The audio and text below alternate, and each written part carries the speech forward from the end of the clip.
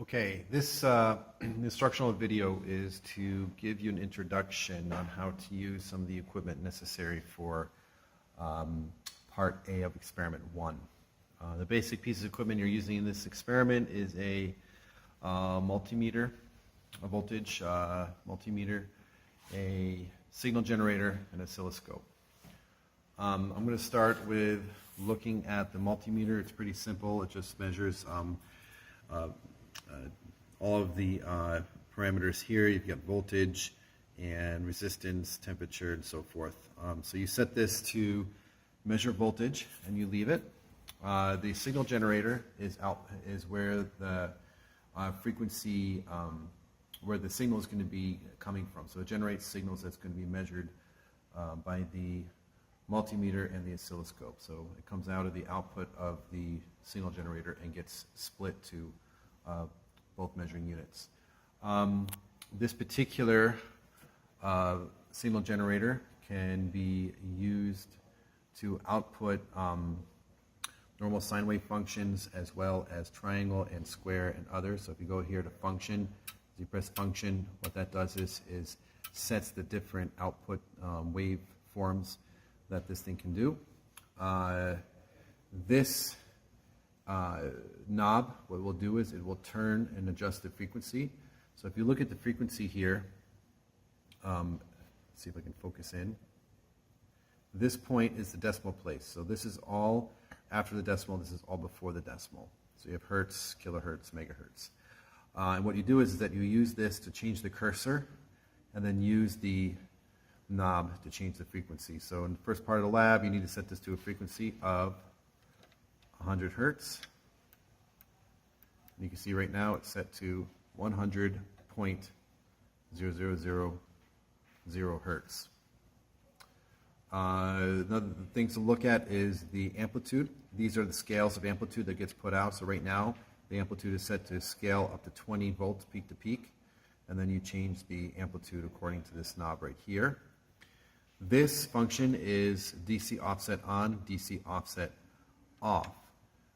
So that should pretty much cover all the basics with the signal generator.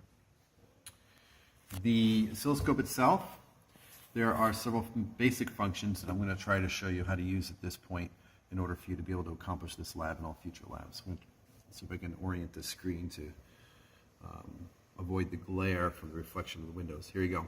Okay, first off, measure. So if you go up here and you press measure, what that does is it allows you to add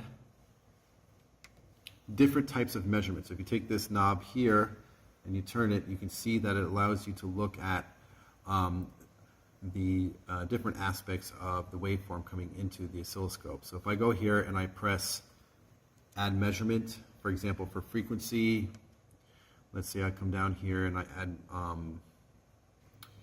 don't know, let's look at amplitude or peak to peak, right? And then I go menu off and press menu off twice. What I have down here is the frequency and the peak to peak voltage coming from the signal generator. So if I go here and I look on amplitude, I adjust the amplitude, you can see the amplitude increase and decrease. If I increase the frequency, you can see the frequency increase. Now, as I change the frequency, I need to change the scaling that this window appears. So this is what we call the viewing window. The viewing window allows you to look at different snapshots of the frequency coming into the oscilloscope. So you can do that by adjusting the scale for channel 1. So if this is a 4-channel oscilloscope, we have one signal coming at channel 1. If I change that, it changes the amplitude scaling. So now if I increase the amplitude and it goes off scale, I can readjust it in order to be able to see the full frequency. And the same thing for frequency. There's a knob here called scale. As I turn that, it looks at the time window and adjusts the time window in order for me to see the frequency. So if I increase the frequency to 700 hertz and I want to scale it back a little bit, I can do that. There's also an auto set feature. If you press auto set, what it'll do is take a sampling and automatically set the Y and X scaling so that you can see the signal being inputted. That's about it. There's a few other features you can look at. For example, part of the lab is going to ask you to look at setting the DC, setting the oscilloscope to AC or DC. If you go ahead and you press the button 1, this menu should come up. And if you look at this leftmost button here, it allows you to be able to take into account the DC offset or not. So if you have DC highlighted, that means that it is recording the AC signal and the DC signal. If you put it on AC, it means that it's disregarding the DC offset. So that is about it. What I will do is go to measure and remove all the measurements so that you have, so I'm going to go ahead and remove all measurements from this so that now this oscilloscope is just going to show you the signal without any features of the wave, so that you guys can start from scratch and learning how to use the oscilloscope, the signal generator, as well as the voltage multimeter. Now, just a note that there are 2 different types of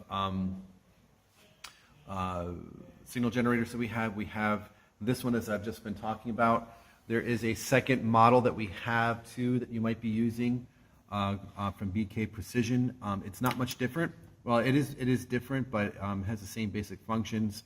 The only difference here is that you set your frequency based on range. So if you're, for example, you're trying to set a 100 hertz wave, you probably would press the 500 scale and then adjust your fine and coarse settings here in order to be able to set this to 100 hertz. And then you have 3 waveforms, sine, square, and triangle, and then you have a DC offset here as well. So again, not much different, same basic functions. So that's about it for this instructional video. Again, you're going to want to watch this instructional video before you start the lab experiment. Thank you.